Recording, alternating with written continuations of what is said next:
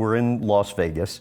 Obviously, this has become kind of an increasingly important part of your work. Why decide to invest here? Well, it's really quite simple.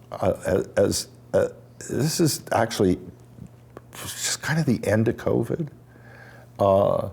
And I was worried about coming disintermediation. I saw what was happening with advertising and with media, and the looming possibilities of artificial intelligence. But I realized that no matter how anyone tried, nowhere in the world, it would not be possible to ever duplicate this place. It's just not possible. It is the capital of entertainment, adult nightlife, now family life, now sports, now every area. It is the organizing center of it. It's at such depth and breadth. And then when I found this one company, MGM, that has more than 10 resorts and has a huge slice of this market, and with hundreds of restaurants, hundreds of performance venues, more convention space than whatever, that I thought the infrastructure alone and the creativity with which they built this infrastructure was so attractive to me and interesting to me, just sheerly interesting, that one of the few places in the world, if you try and build something in New York, and I've done that a few times, or you try and build something in any urban place, you run into all sorts of issues. But in Las Vegas, if you kind of say it here, it comes out there. Yeah. So I'm fascinated by it. There seems to be some level of nostalgia with some of the investments that you pursued over the years. And, I wonder, Kirk Kerkorian and the days with him way back when, if there's just any... I was lucky enough that I got to know a lot of, quote, the old characters of show business, of the movie business, certainly.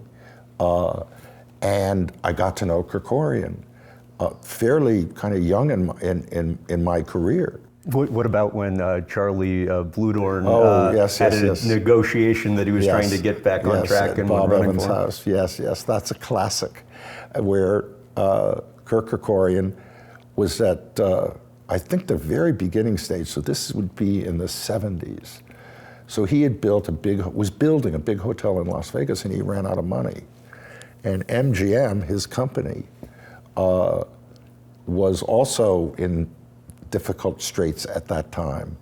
And they owned a lot of theaters around the world. And so our company, Paramount and Universal, wanted to buy those theaters. And so there was this negotiation that took place at this famous Bob Evans guy house, who was an executive at Paramount. Interesting memoir, too. Oh, yes, fascinating. The kid stays in the picture. If you want a great laugh, riot, read that book. Yeah. Anyway, Charlie, Kirk, Lou Wasserman, who was the head of Universal.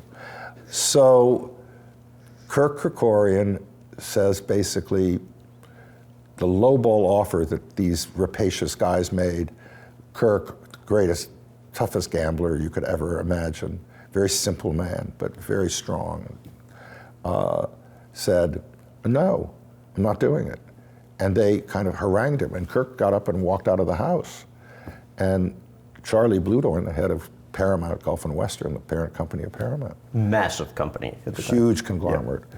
Ran out and literally got in front of his car as Kirk's starting to mow him down. And it's just a picture of these, at that time, these three business titans in this ridiculous situation of car moving forward, Charlie literally getting in front of it, banging on the window to get Kirk to actually accept his accelerated offer. That was a scene.